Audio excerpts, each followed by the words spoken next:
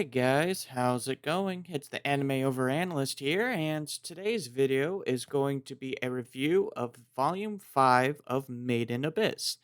So, gonna just briefly talk about the cover. The cover's a little bit more, I wanted to say bland, but that's not quite the right term. It's just not quite as vibrant as the previous issues. I think cover 3 is still kind of my favorite, but we got a picture of Rico with Pruska, and they're holding hands and running and just being j- joyous. And then we've also got Nanachi, Reg here, and then look, we have an arm coming out, and believe that arm is going to be Bone Druid's. It kind of looks like Bone Druid's because he's got the kind of mechanical weapon right here. So, I'm just going to jump right on into it. I did read all of this last night, so it is a lot more fresh in my minds than any of the previous reviews where I was kind of reading them throughout a week. So, yeah, I did read all of this in one night, one sitting, because I could not stop. This is kind of like the part two of like the Bone Druid arc, where every this is kind of where that whole thing concludes, and the conclusion is nuts. So we last left off in the last review with Bondrewd taking Prushka and leaving Nanachi, Reg, and, yeah, Nanachi, Reg, and Rico behind, and we saw him starting to kind of draw the lines on Prushka. Kind of looked like he was going to dissect her alive, just messed up stuff because this is Bone Druid. He's kind of messed up. So we start off with kind of a flashback, and the flashback goes back to when uh Rico had to ascend that staircase again. It's not the first time; it's the second time when she's trying to go and rescue Reg, and Prushka's there, and Prushka kind of shows uh, kind of guides Rico along and kind of talks about how she's always kind of wanted a friend like Rico. And we get some kind of interesting things, like for example, Mania is which is this kind of rodent type creature right here. Mania has like the ability to see the layers because almost all the creatures can see the layers, the force field layers. Mania pretty much guided them up the stairs, and Rico was mainly able to keep contact with Mania because of Mania's smell. Mania is really, really stinky. Mania, of course, it's a rodent. It's bound to smell real bad. But Mania is kind of like a familiar to Prushka, and how that all kind of came about is really, really interesting, but that's kind of further on. So, basically, they're going up the stairs, and even at one point, Rico just completely loses her senses. Thankfully, Prushka did not. I think she went up, like, a couple times prior. That's how she got the curly hair, was literally because she was going up the steps. And so, she pretty much helped guide Rico up. We then flash back to the present, and we have Rico, who's going completely bonkers because Prushka's been taken, and she's trying to figure out how in the world Bone Druid was able to replace that or pick up the mask off of his original dead corpse and put it on himself again. This new version. She's trying to think of what could happen. And she actually figures out. She figures out the machine. She calls it the Zoholic, which is really interesting. It kind of makes me think of Zoe from One Piece a little bit, but has no similarities whatsoever. It's just basically a duplication machine, and that's how uh, Bondre's been able to do it. It's kind of like Voldemort in Harry Potter. Yes, I'm making a Voldemort reference. He pretty much made copies of himself, and by doing so, he kind of lost his humanity a little bit. Um, and I'll explain later what really happened to his original self. So they go on, And basically, Nanachi comes up with this plan. She sends Reg by himself to go to kind of like where the power grid is, and Reg is pretty much charges himself, kind of like in the first volume, how Rico kind of plugged Reg into like an outlet and like the entire city went dark. This was kind of the same concept where we're just going to supercharge Reg. The risk was that Reg might lose his memories. And so Reg shows up to kind of like the under facility where all the electricity is, and he finds this kind of guy who's just mumbling, stumbling about, just kind of on his own. And Reg's going like, "What's up with this dude?" And the dude literally has a whistle made out of cardboard. It's a black whistle, and on the back it says like, "Thank you so much, love Prushka." And Reg's like, "What the heck is going on here?" So Prushka had to know these guys were down here. And that's kind of sad because you'd think, why would Prushka allow something like this? But also give in mind that Prushka is a child. Everyone here is a freaking child. And she's been manipulated by Bone Druid. She was raised by this man. And so, like, they throw in, like, it almost appeared like a sex joke in the beginning. Um, I skipped over it, and I don't really. I'm on the fence about talking about it. Basically, Rico is talking about Reg's penis, and uh, Pruska goes, "Oh, you mean pop-up hole?" And I'm sitting there like, okay. So yeah, we're gonna just go with that and hope that it is not a sex joke. I really don't hope that, but I don't know. Like I said, the mangaka. I said this in the very beginning of the series. The mangaka was originally a doujinshi writer, and he was originally going to make this a doujinshi, and then he was like, the world building was too good, and so I think he toned it down. But that seemed like an unnecessary sex joke.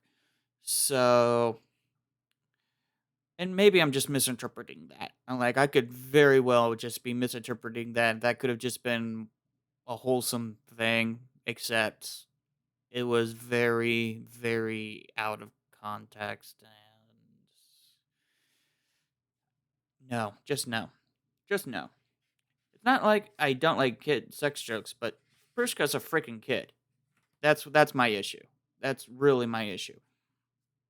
So, anyways, we have Reg. He does the whole charge thing, and then immediately starts forgetting. He has no idea where he is.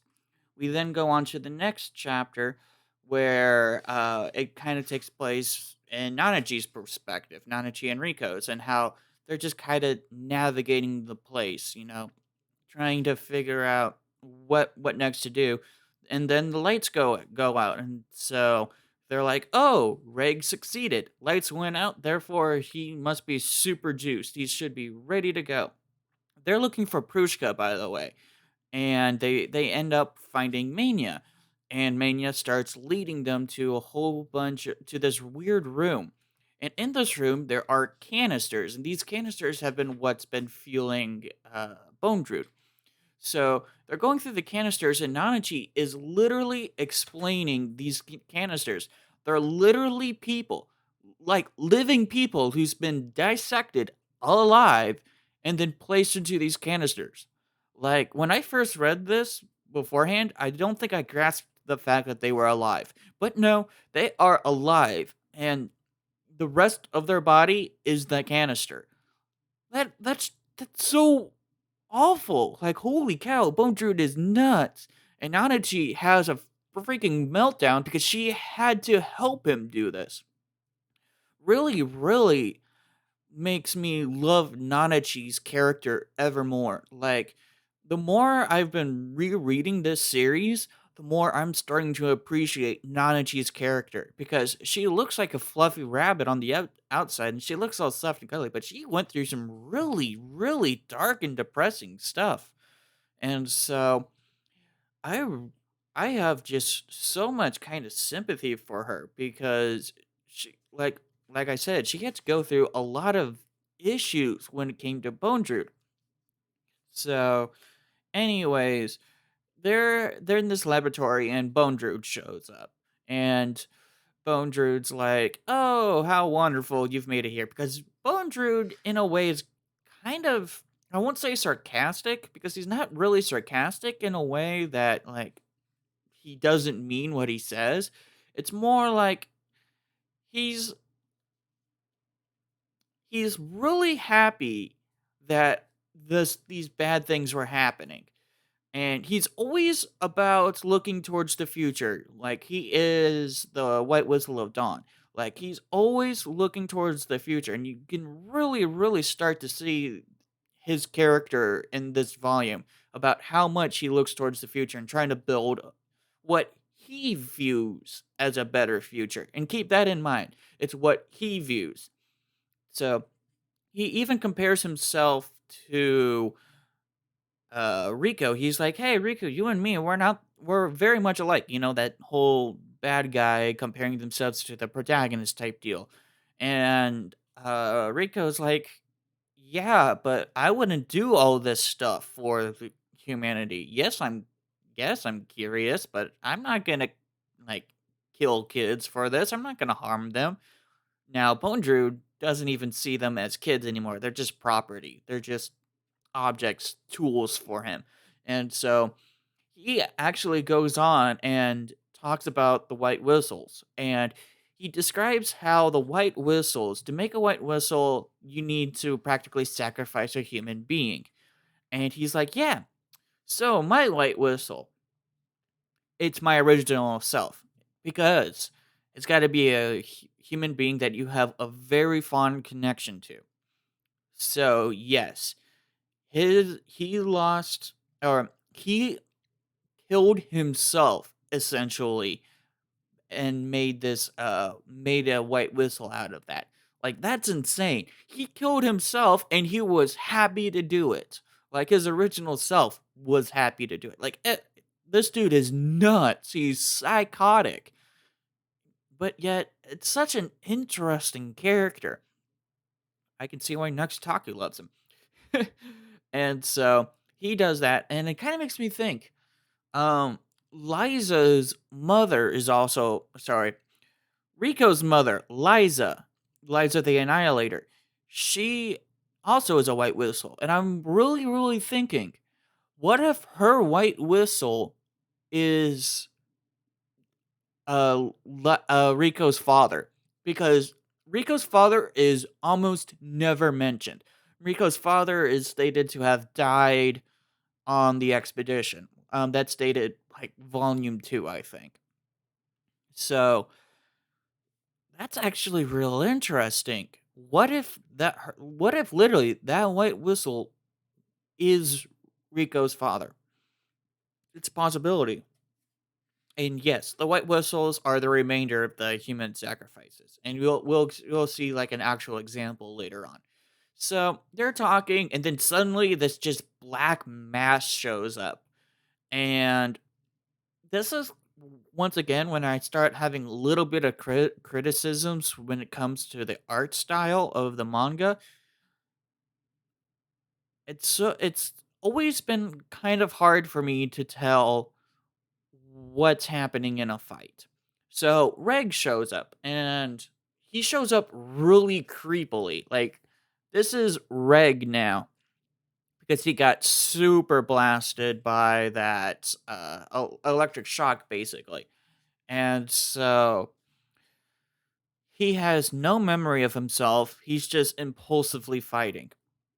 And so he goes on and pretty much just takes on Bone Druid. And yeah, that's pretty much the start of this huge conflict. Mania starts taking off running, and Nanachi and Rika goes after it. So really it's just Bone Druid versus Reg, or a very, very, supercharged Reg.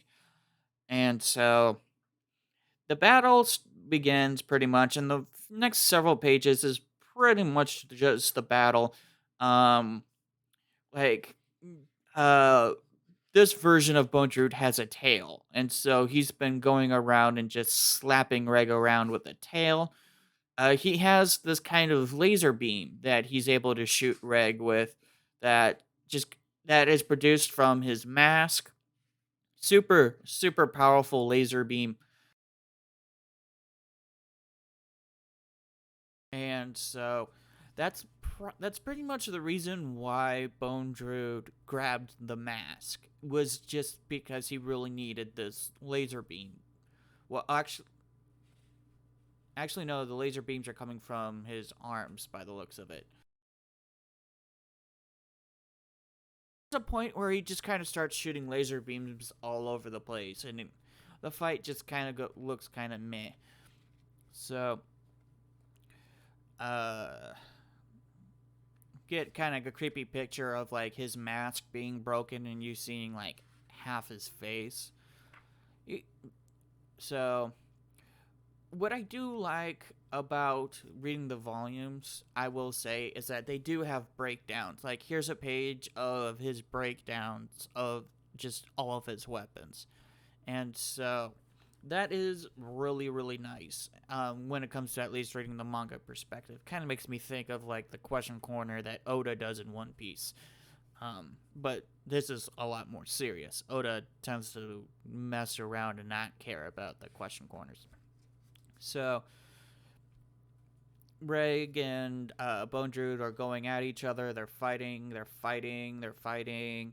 Bone Druid at one point shoots like these weird tentacles out of his arms and kind of cages in Reg. So that happens, and then Reg is right about to use the incinerator. So this is where we gotta really keep count of the incinerator. I think this is also where I get kind of iffy, because I believe at this point the incinerator has 3 shots left. That was kind of stated in the last volume. So Reg starts to shoot his incinerator kind of when he's in this kind of demon mode, because it's an anime and all the protagonists have to have a demon mode. And Nanachi goes and just straight up body slams Reg, trying to stop him from shooting the incinerator. And that doesn't work. Reg does end up shooting the incinerator at Bone Druid and pretty much destroying the entire ground level. And so uh, they start falling. Reg comes back to his senses, so that is also something to keep in mind of. Reg was completely out of his senses, and then by shooting the laser, he somewhat comes back to his senses. They explain it later on, and so I'll explain later on what really happened. Yeah, I'll just do it now. Basically, Reg states that it was it wasn't Nanachi's voice that stopped him.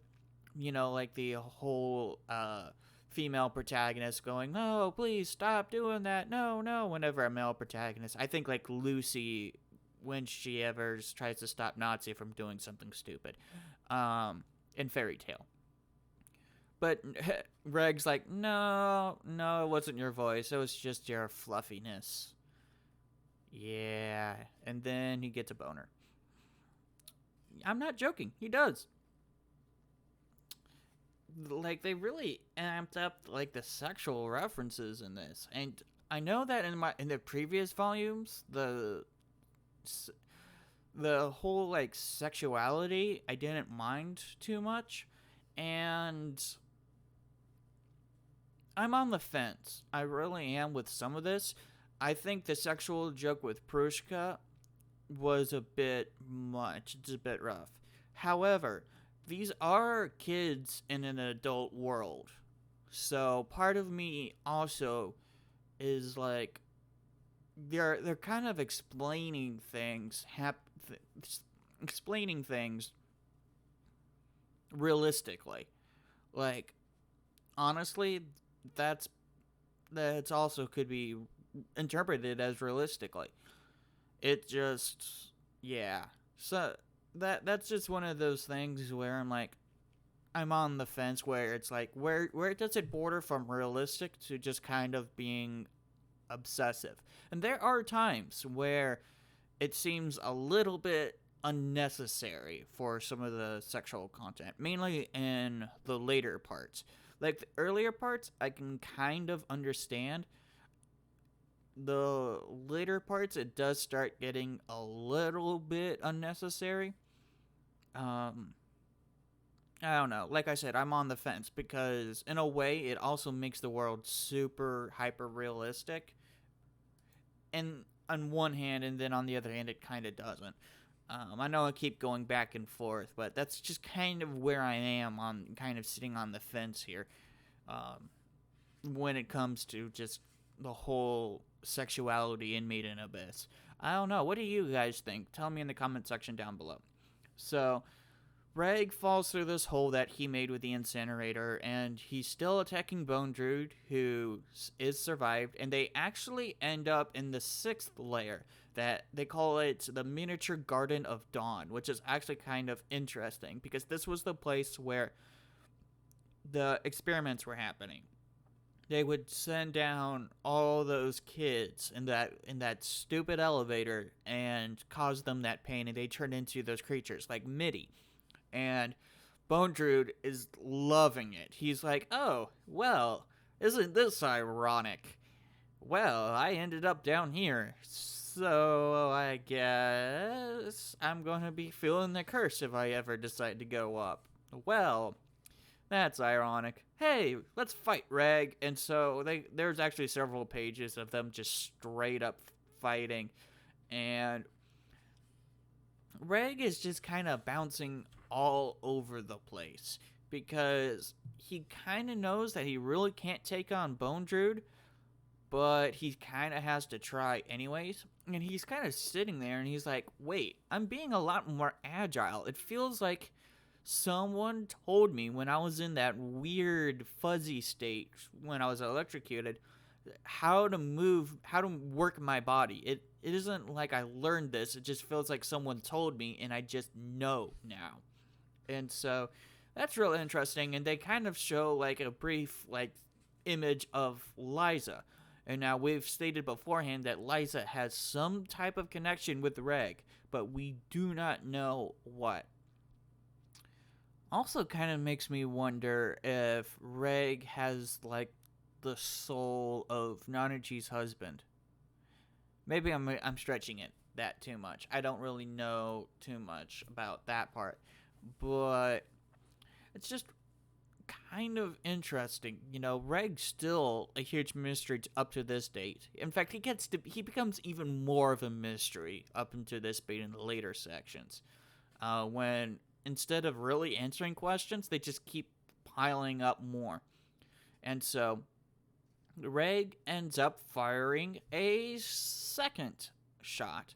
And this is actually when things get kind of confusing because I swear in this fight he shoots like 3 or 4 incinerators. So it's possible that Nanachi was wrong and that Nanachi thought that there were 3 in him, but there were 4. Granted, this is also taking place after he got electrocuted. And so he might just have more juice in him. That might honestly be it, now that I think about it. It's maybe because he just has more juice, and so he can fire more times. Because later on, Nanachi goes up to Reg, and after Reg puts on his helmet again, and the whole symbol like is beaming, it glows. And she's like, "Oh, well, now it looks like you have 10 shots left." So that's something to keep in mind for future. Reg currently has 10 shots left, so I might have to try and keep a counter.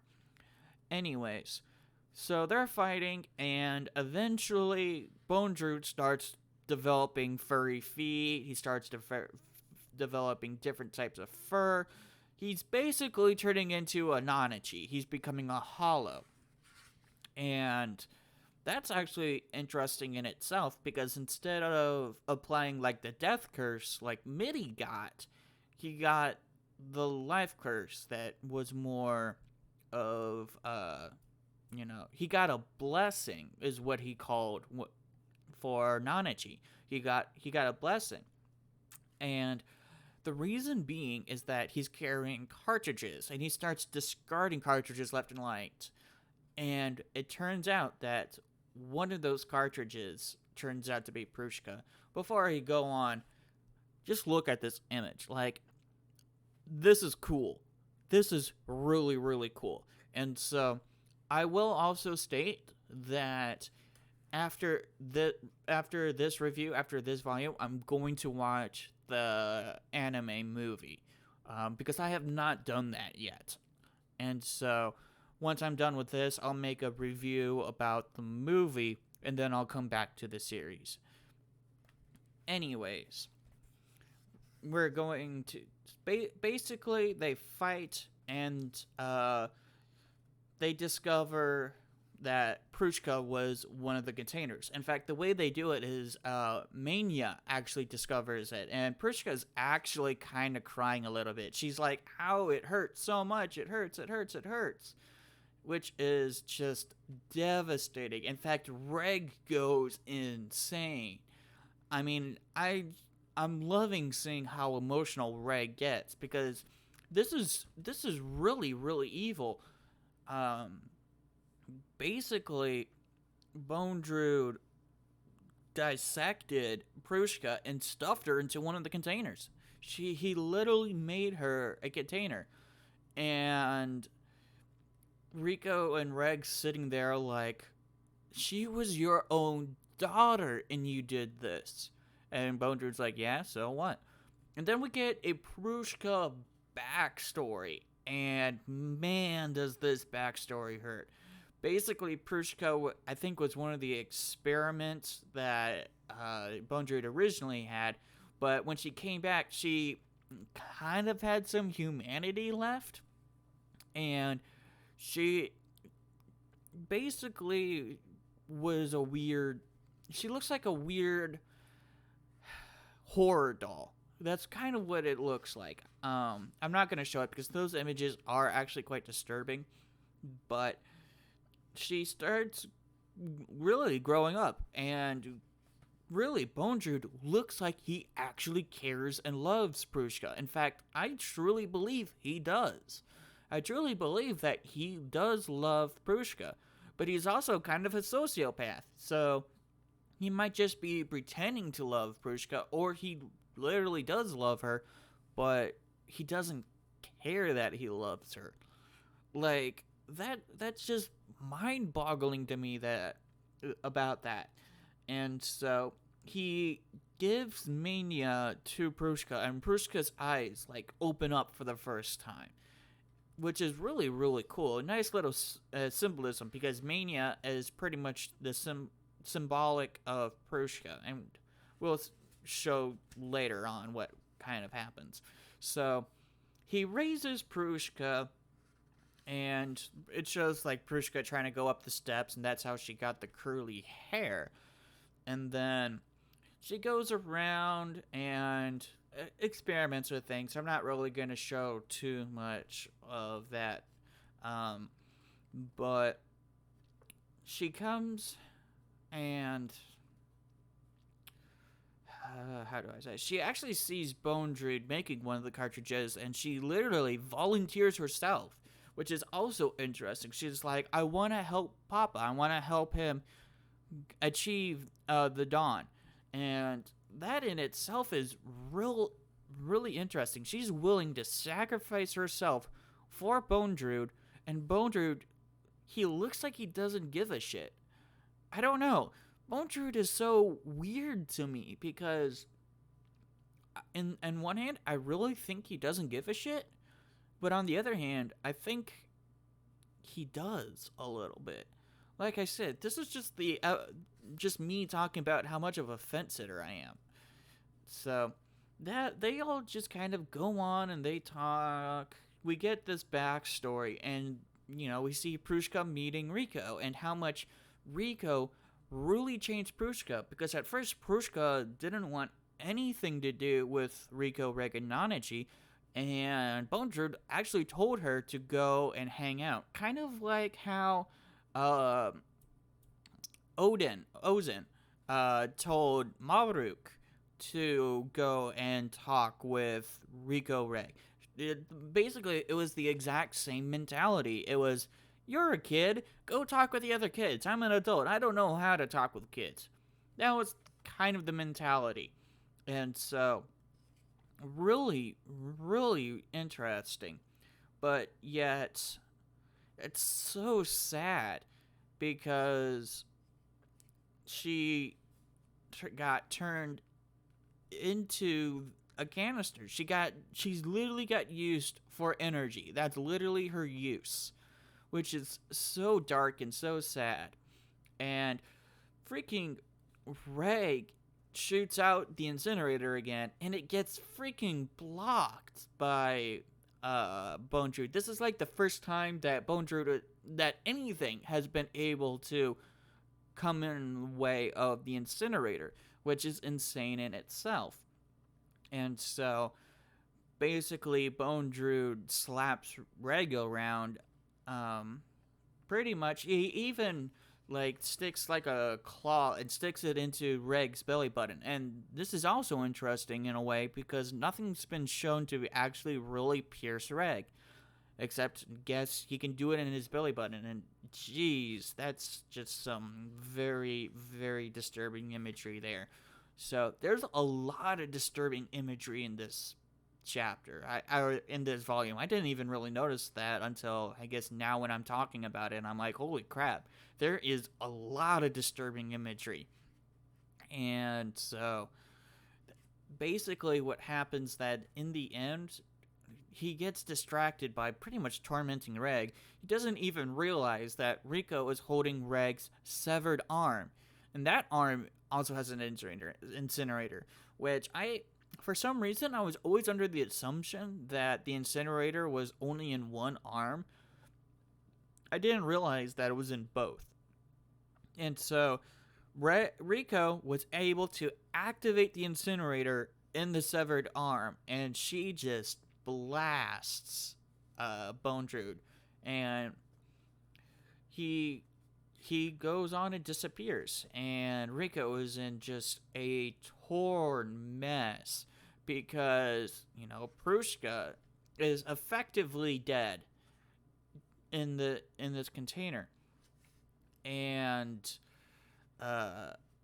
what happens in the end is that Rico picks up the container and Pruska's bodily fluids just flow right on out of it, and Rico just starts going nuts. She's like, oh no, I'm killing Pruska, even though Pruska's already kind of dead. And out comes a stone, a white stone.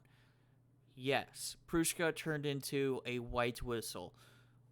Rico is an official white whistle now. And that's insane. Basically,